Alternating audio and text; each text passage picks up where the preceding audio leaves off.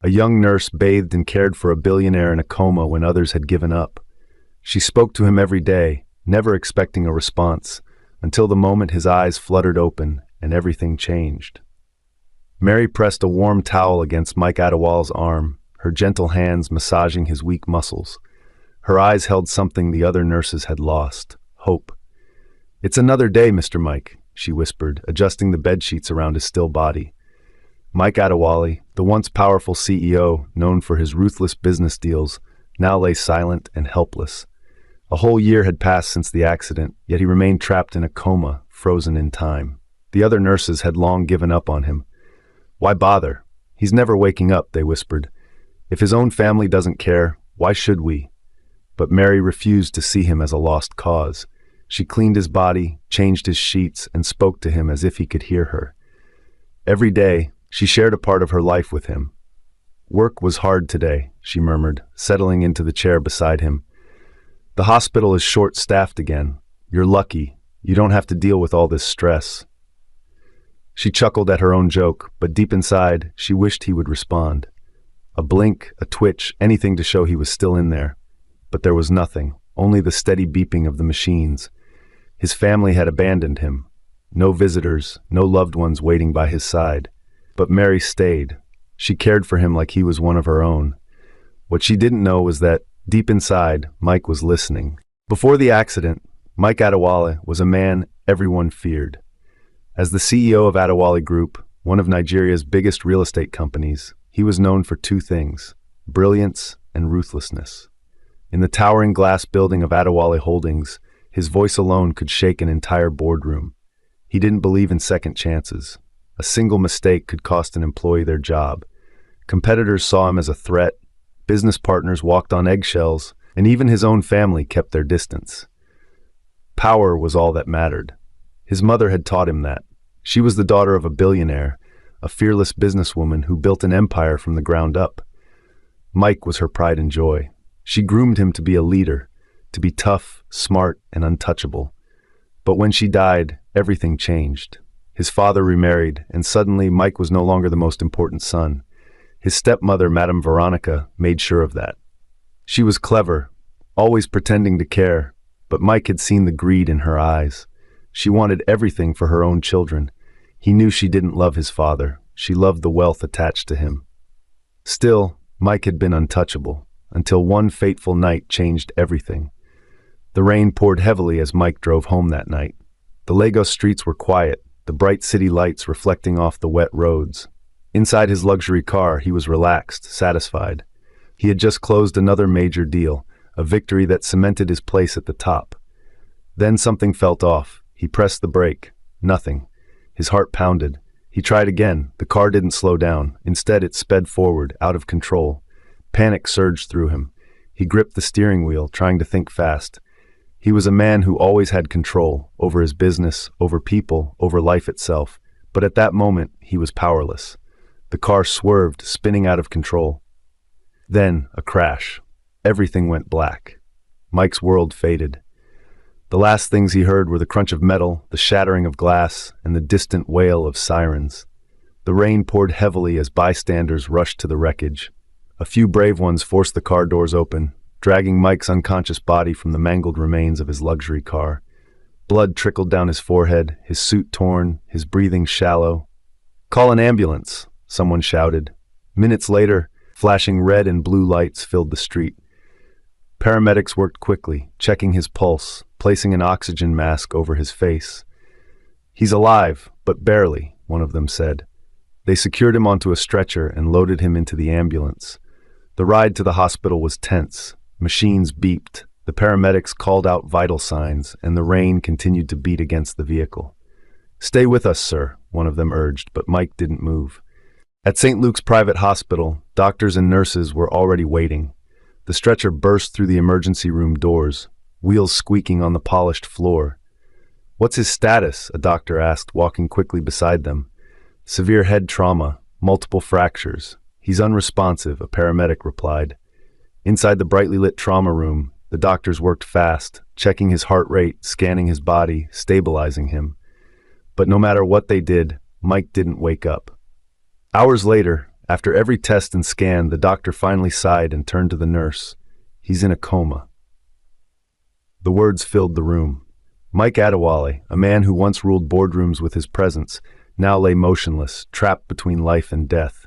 And so a year passed. Mike remained in a coma. People assumed that a billionaire like him would have a family by his side, fighting to bring him back. But his family had abandoned him. His stepmother, Madame Veronica, visited only once. She signed some papers and left without a second glance. His father, Chief Adewale, came twice. The first time, he wept over his son's lifeless body. The second time, he hired nurses to care for him. But they never stayed long. They saw Mike as a lost cause, a man barely clinging to life. One by one, they left. After that, Chief Adewale never returned. Soon, only the machines kept Mike alive. And then Mary arrived. She wasn't like the others. She didn't see Mike as a lifeless body. She saw a man trapped in silence, waiting for someone to bring him back. She didn't know who Mike really was. She had no idea he was a billionaire. All she knew was that somehow she felt drawn to him. And while the world forgot him, she chose to stay. While Mike lay in silence, Mary had her own battles to fight. As a single mother, life has never been easy. She worked long shifts at the hospital, barely making enough to provide for her 6-year-old daughter, Ada, and her aging mother, Mama Grace. Her mother helped take care of Ada when she worked night shifts, but even with that support, the struggles were endless. School fees, hospital bills, food. Mary barely had time to rest, but no matter how hard things got, she never let it show. Her coworkers often teased her. "Mary, why do you waste so much time with that coma patient? He's never waking up." But Mary didn't listen. "Even if he never wakes up, at least he'll leave this world knowing someone cared," she would say. And so every day, she returned to room 301. She would talk to Mike about Ada's school, about how the market women increased food prices again, about how she wished life would be kinder to her. She sighed, looking at him with soft eyes. "I wish you could tell me your story too. I wonder what kind of man you were before this." The steady beep of the machines was the only response she got. But Mary didn't mind. Talking to Mike had become a habit. Maybe he couldn't answer, but she liked to believe he could hear her. After her shift, Mary walked home through the noisy streets of Lagos. The evening air was thick with the scent of roasted corn and suya, and vendors called out their prices to passing customers. She reached the small apartment she shared with her mother and daughter. Her mother, Mama Grace, was waiting at the door, her face full of concern. "You look tired, my daughter," she said, pulling Mary into a warm hug. Mary smiled weakly. "Long day, Mama." As they ate dinner, her mother spoke gently. "This man you are caring for, why do you put so much effort into him when others don't?" Mary hesitated before answering. "Because no one else will, Mama. He has no one. His family doesn't visit. His friends have forgotten him. I don't know why, but I feel like he deserves a chance." Mama Grace nodded. "Kindness always returns, my daughter. You may not see it now, but one day you will." Mary didn't know how true those words would be. Weeks passed, but she never lost hope. Every morning she walked into room 301, humming softly as she worked. Her voice was the only sound in the quiet room, making it feel less lonely. She sat beside Mike's bed, resting her chin on her palm as she looked at his still face. Letting out a deep sigh, she spoke. "You know, Mike," she said gently, "I never really had a true friend."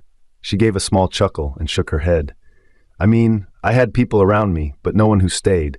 Even Ada's father left before she was born." A shadow of sadness crossed her face. "My whole life, I've been the one taking care of others, my mother, my daughter, my patients." She hesitated, her voice turning even softer. "Sometimes I wish someone would take care of me too." She reached for a towel and gently wiped his forehead. "I know you can't hear me, but talking to you makes me feel better. You don't judge me, you don't leave." A small smile touched her lips. "Maybe that's why I keep coming back."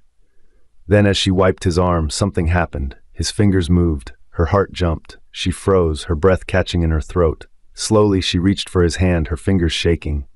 "Mike," she whispered, her eyes wide with hope. "Move your fingers again." Silence. Nothing. For a moment, she thought she had imagined it. But no. She knew what she had seen. Something was happening. Mary gently squeezed his hand. "If you're in there, just know you have a friend. I won't leave you. I promise. Deep inside his unconscious mind, Mike was trying to wake up, trying to reach the only person who had stayed, the only person who cared. She didn't tell anyone at first.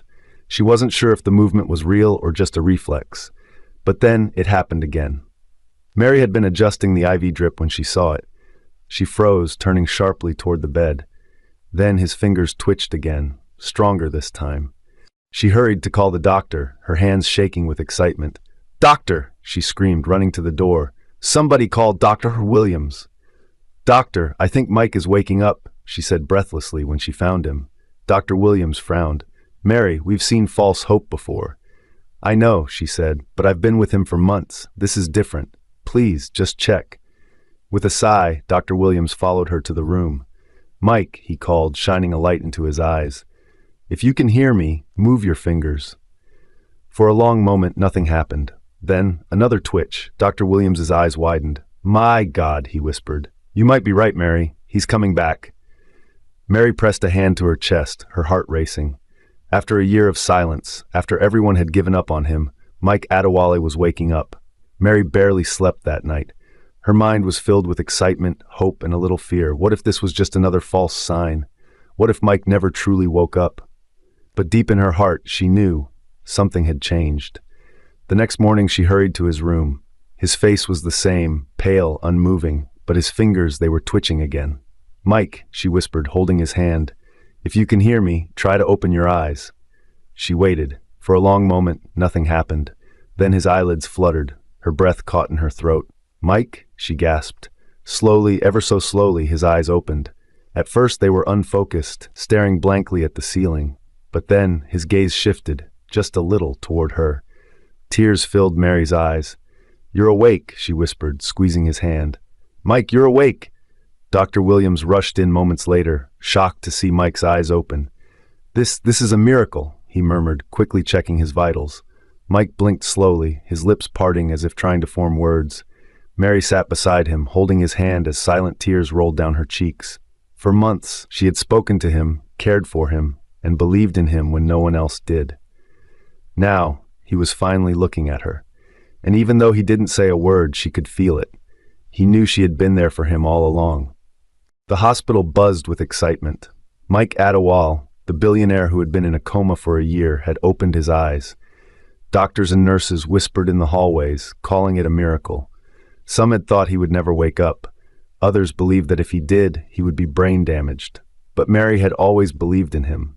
Mike stared at the ceiling. He tried to speak, but no words came out. Dr. Williams leaned over him. "Mike, can you hear me?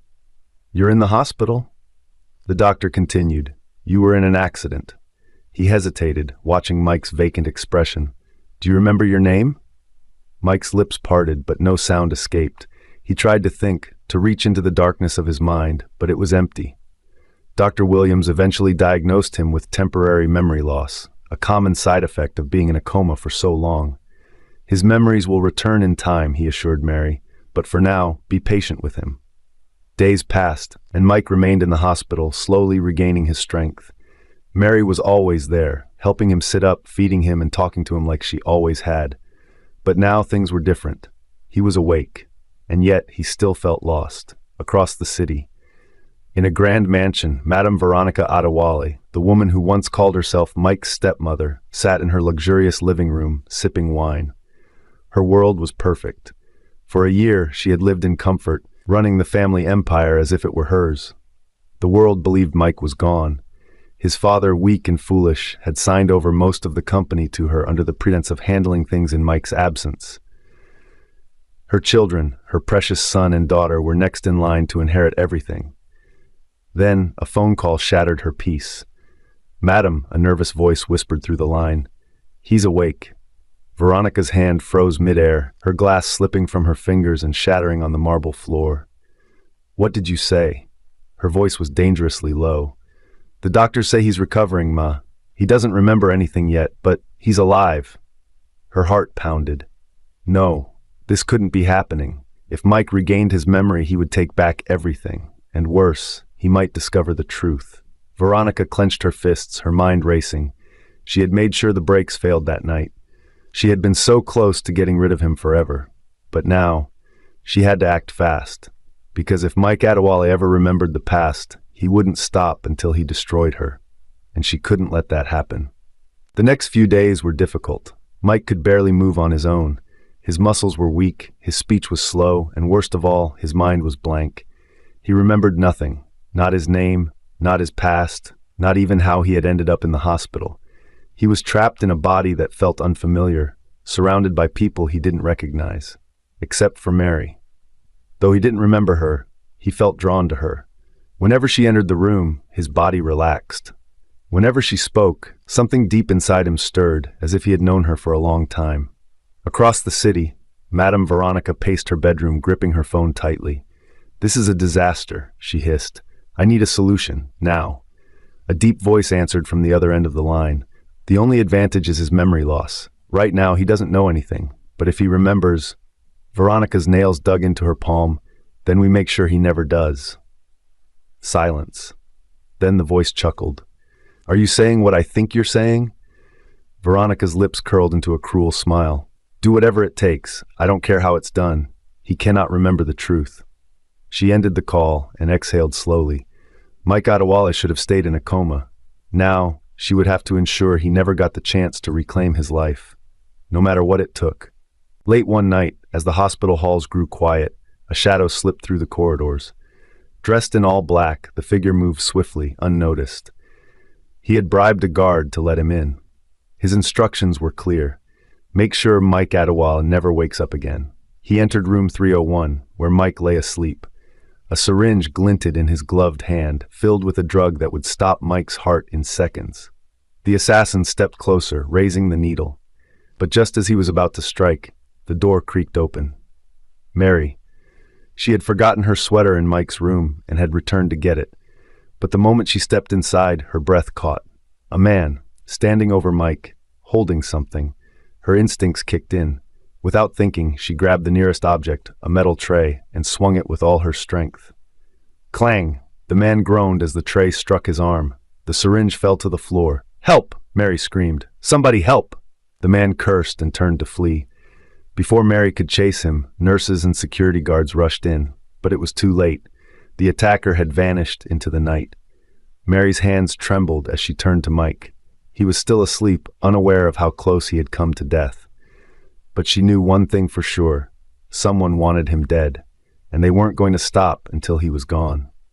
The attack left Mary shaken, but it also made her more determined. She refused to let Mike out of her sight. She sat beside him the next morning, holding his hand as he slept. "I don't know who you were before," she whispered, "but someone is afraid of you waking up. That means you must have been important." Mike couldn't explain it, but with every passing day, more pieces of his past crept in. Some were small, flashes of meetings, the sound of his own voice giving orders. The most recent one was the worst. He had seen a woman. Her face was blurred, but her voice was sharp, cutting through his memories like a knife. "You shouldn't have survived the accident." The words made his stomach twist. Who had said that to him? Suddenly, a sharp pain shot through Mike's head. Images flashed before his eyes.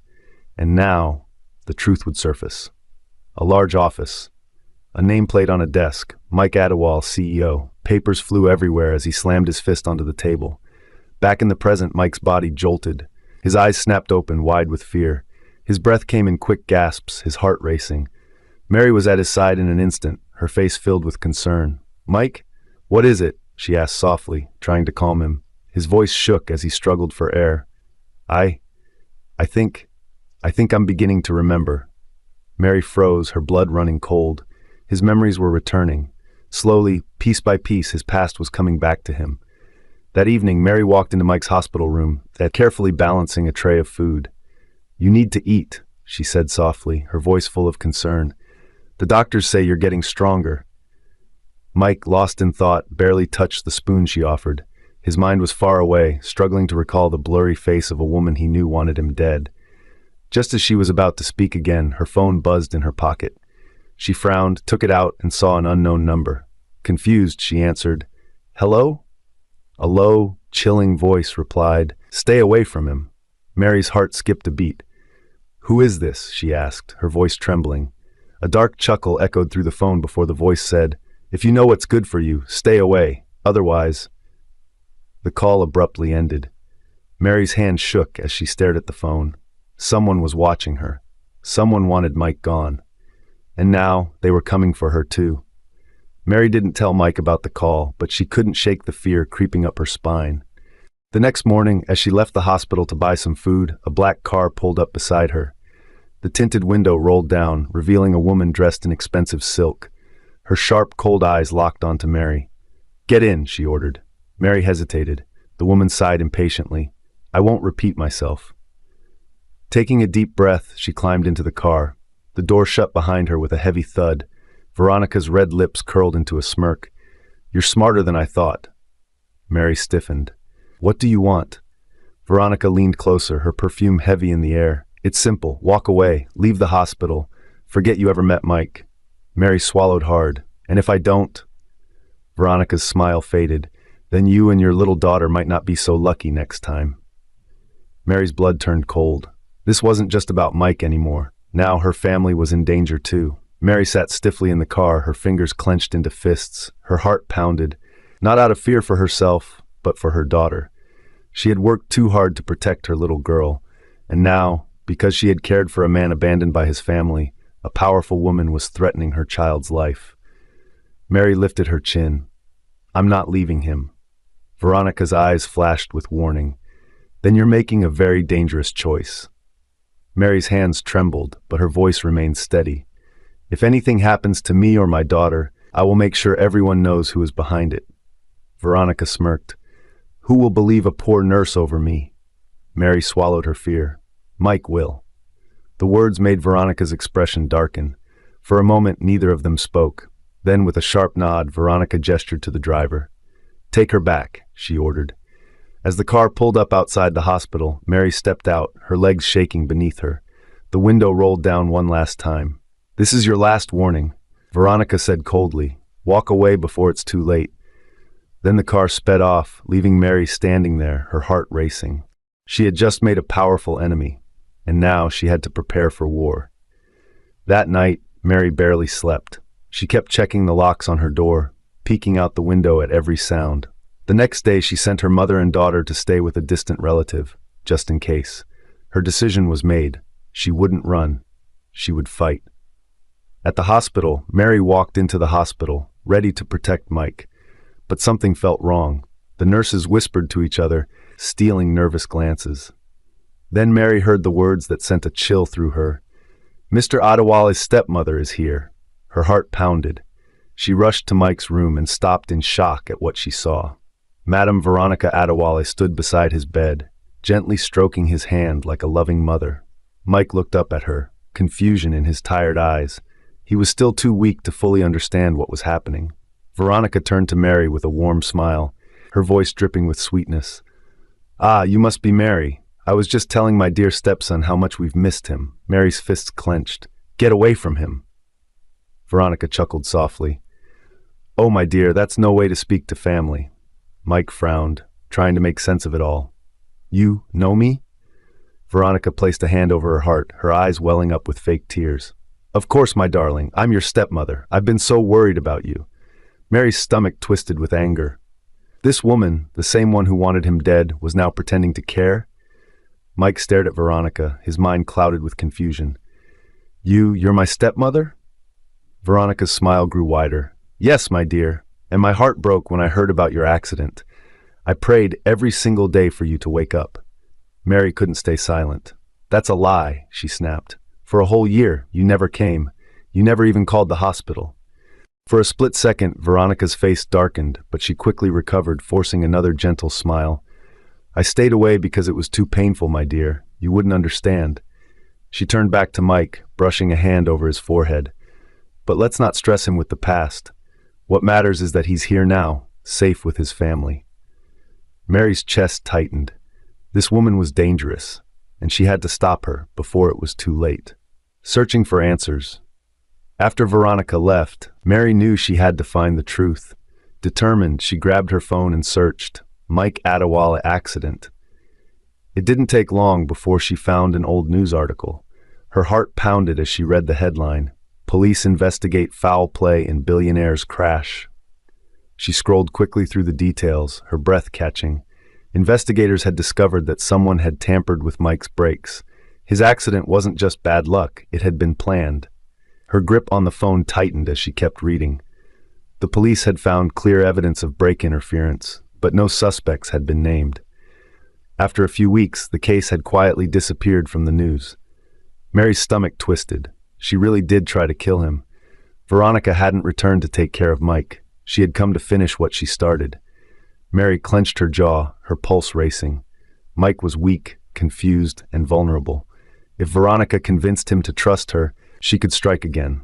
Mary took a slow, deep breath, steadying herself. She needed proof. She needed answers. And no matter what it took, she would stop Veronica before it was too late. That night, Mary sat beside Mike, gently holding his hand. "Do you trust me?" she asked softly. Mike looked into her eyes and nodded. "Yes." She took a deep breath. "Then please, listen to what I have to say." Pulling out her phone, she opened a news article and handed it to him. "Look at this." Mike's eyes scanned the screen. The headline made his stomach drop. "Police suspect foul play in Billionaire's crash." His breath caught. A strange, uneasy feeling spread through his chest. As he read on, memories started to surface, flashes of that night, the screeching tires, the car spinning out of control, the brakes, he had pressed them, but nothing happened. His hands trembled as he gripped the phone tighter. "Mary, this wasn't an accident." She nodded. "I know, someone tampered with your brakes." His heart pounded. Who would do that to me?" Mary hesitated, choosing her words carefully. "I think it was Veronica." A sharp pain shot through Mike's head. He shut his eyes, pressing his fingers against his temples. More flashes. A heated argument with Veronica before the accident echoed in his mind. Her cold, sharp voice rang in his ears. "You act like this company is yours alone, like we don't have an equal right to it, like my children and I don't matter." She had stepped closer, her eyes burning with resentment. "But soon," she whispered, her voice laced with warning, "we'll see who truly holds the power." His eyes flew open, panic mixing with realization. "She wanted me dead." Mary squeezed his hand. "We need proof, and we need to be careful. If she knows you're remembering, she might try to hurt you again." Mike swallowed hard. "Then let's find out the truth before she gets another chance." The next day, Mike asked to see his father. By morning, Chief Adewale arrived at the hospital. Mike didn't waste a second. His voice was sharp, filled with both hurt and anger. "Baba, even you abandoned me in this hospital, left me to my fate, and now I find out someone wanted me dead." He took a deep breath, steadying himself. "Who was it?" Chief Adewale froze. His face went pale. "Mike, what are you saying?" Mike's eyes darkened. "I know the accident wasn't an accident," he said coldly. "Someone tampered with my brakes." The old man's hands trembled. He exhaled shakily and sank into the chair, burying his face in his palms. Mike clenched his jaw, forcing his emotions down. He needed answers. "Baba," he said again, softer this time. "Tell me the truth." Chief Adewale finally lifted his head. His eyes, heavy with guilt, met Mike's. "I was a fool, Mike. I ignored the signs. Your stepmother, she always saw you as a threat to her own children. I thought it was just jealousy, but—" He hesitated, his voice breaking. "I overheard something once." Mike leaned forward, his pulse racing. "What did you hear?" Chief Adewale swallowed hard. His voice dropped to barely a whisper. "She was speaking to someone on the phone. I heard her say, 'Make sure he doesn't come back alive.'" Silence. A heavy, suffocating silence. Mike's hands tightened into fists. His own stepmother had ordered his death. Mike knew he couldn't stay in the hospital any longer. Now that he was aware of the truth, staying in the open made him vulnerable. "I need to leave," Mike told Mary later that evening. "I have a property in Lekki, a hidden mansion no one knows about. I need to recover there, away from my stepmother's eyes." Mary frowned. "Are you strong enough to leave the hospital?" Mike nodded. "I have no choice. If she finds out I have regained my memory, she won't stop until she finishes what she started." Mary knew he was right. They arranged for a private discharge. The next evening, under the cover of darkness, Mike was wheeled out of the hospital. A private doctor had been arranged to continue his care at the mansion. As they drove through the quiet streets of Lagos, the city lights flashed by like distant memories. Mike turned to Mary, his voice calm but heavy with emotion. "Mary, I have to survive. I have to take back everything that was stolen from me." Without hesitation, she reached for his hand, holding it firmly. Her grip was warm and steady. "You will," she said softly, "and I'll be right here with you." For the first time in a long while, Mike felt he wasn't alone. He held onto her hand, drawing strength from her presence. The car pulled to a stop, its headlights shining on the tall gates of a hidden mansion. Thick trees surrounded the high fences, shielding the house from the outside world. Mike took a deep breath. This was his safe haven, but the battle was far from over. Mike's recovery continued in the privacy of his secluded mansion. The estate was breathtaking. Marble floors gleamed under soft lighting, high ceilings stretched above grand chandeliers, and an expansive garden surrounded the property like a fortress. But for now, it wasn't a home. It was a hideout. Mary stayed by his side, guiding him through his therapy with unwavering patience. Day by day, his body grew stronger, but his mind remained restless. Healing wasn't enough. He needed proof. He needed to expose the truth, to take back everything his stepmother had stolen from him. He had to prove, without a doubt, that she had tried to kill him. One evening, as he sat in his mansion with Mary, his father, Chief Adewale, arrived. He looked tired, his once powerful presence now weakened by guilt. "I have something for you," he said, placing a small flash drive on the table. Mike frowned. "What is this?" Chief Adewale sighed. "A recording. I secretly recorded a conversation Madame Veronica had with her hitman months ago." Mary quickly played the audio on her laptop. Veronica's cold voice filled the room. "I don't care what you have to do. Mike must never survive. If the accident didn't kill him, make sure he doesn't leave that hospital alive." Mary gasped, covering her mouth. Mike clenched his fists, his jaw tightening. It was the proof they needed. Now, it was time to bring Veronica down. The next morning, Mike and Chief Adewale took the evidence to the police. The officers listened carefully, their faces growing serious. "This is more than enough proof," one officer said. "We'll take action immediately." That evening, the police stormed Veronica's mansion. She was in the middle of dinner when officers surrounded her. "Madame Veronica Adewale, you are under arrest for attempted murder and conspiracy." Her eyes widened in shock. "What nonsense is this? Do you know who I am?" One officer pulled out the flash drive. "We have a recording of your voice, ma'am. You ordered the attack on Mike Adewale." Veronica's face turned pale. "No, this is a mistake." But it was too late. She was handcuffed and taken away. As the police car drove off, Mike stood outside the mansion, watching. He felt no joy, only relief. It was over. He was finally free. With his stepmother behind bars, Mike could finally breathe. The nightmare was over. Now, it was time to rebuild his life. The first step was returning to the company he once ruled with an iron fist. The moment he stepped through the towering glass doors, the entire office fell silent. Every eye turned to him, wide with shock.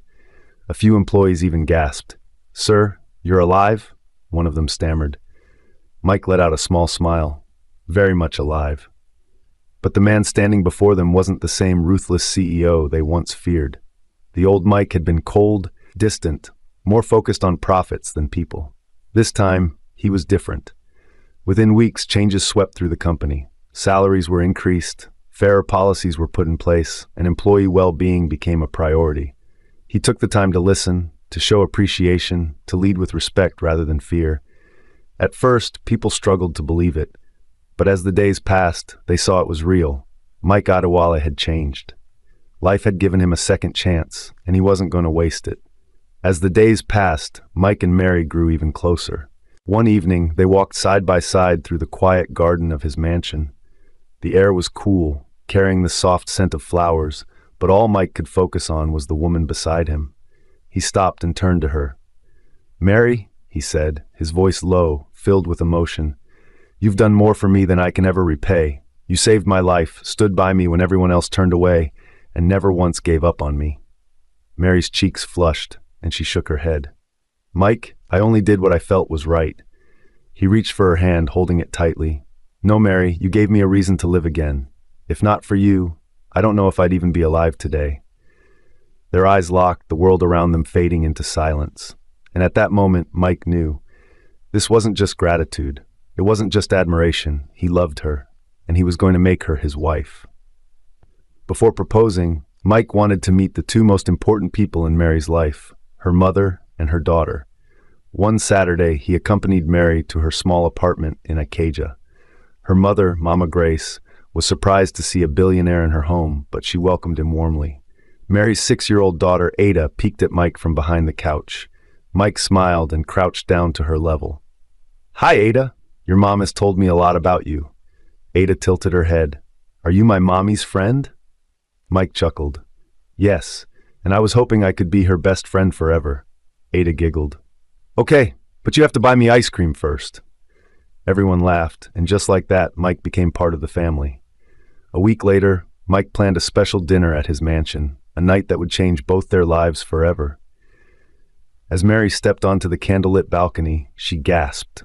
The scene before her was breathtaking. Roses lined the edges, fairy lights twinkled like stars, and the soft glow of candles bathed the space in warmth. The cool night air carried the faint scent of flowers, and beyond the railing, the city lights shimmered in the distance. Before she could fully take it in, Mike took her hand and gently lowered himself to one knee. His voice was thick with emotion as he looked into her eyes.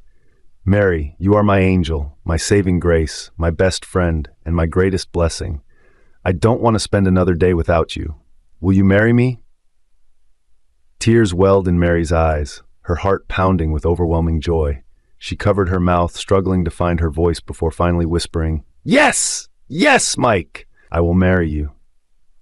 A radiant smile spread across Mike's face as he slid the ring onto her finger. The moment their hands intertwined, fireworks lit up the sky, their colors reflecting in Mary's tear-filled eyes. As he pulled her into his arms, they held on to each other, hearts full knowing this was only the beginning. This wasn't just a proposal. This was the start of forever. The wedding was the talk of Lagos. Held at a breathtaking luxury garden venue, the ceremony was nothing short of magical. Flowers bloomed in every corner, soft music filled the air, and joy radiated from every guest. Celebrities, business moguls, and close family members gathered, but for Mike and Mary, the world faded away. Only they existed in that moment. As the ceremony began, Mary stepped onto the aisle, a vision of pure elegance. Her breathtaking white gown flowed around her like a dream, shimmering softly in the sunlight. Beside her, little Ada clutched her hand, proudly leading the way as the flower girl. At the altar, Mike stood tall, his heart pounding with love and admiration. The moment Mary reached him, he leaned in and whispered, "You are the most beautiful bride in the world." A blush warmed Mary's cheeks, and in her eyes he saw forever. The vows were spoken with deep emotion. Mike's voice was steady, filled with unwavering love. "I promise to love you forever." With tears shimmering in her eyes, Mary smiled, "And I promise to stand by your side no matter what." The officiant's voice rang out, "By the power vested in me, I now pronounce you husband and wife. You may kiss the bride." As their lips met, cheers erupted, echoing through the garden. In that perfect moment, surrounded by love and celebration, Mike and Mary became one. After their beautiful wedding, Mike and Mary moved into his grand mansion, bringing Ada and Mama Grace with them. Their home was filled with warmth, love, and the promise of a new beginning. Mary continued her work as a nurse, but with a greater purpose. She opened a free medical clinic, providing care to underprivileged families. Mike, now a transformed man, led his business with kindness and integrity, determined to use his wealth for good. Most importantly, their love grew deeper with each passing day. One evening, as the golden sunset painted the sky, they sat together on the balcony, wrapped in each other's arms. Mike pressed a soft kiss to Mary's forehead and whispered, "Thank you for saving me." Mary looked up at him, her eyes full of love. "You saved me too." In that quiet moment, with the world fading away, they knew one thing for certain. They were meant to be. The end. If you enjoyed this story, don't forget to like, share, and subscribe to my channel for more captivating stories.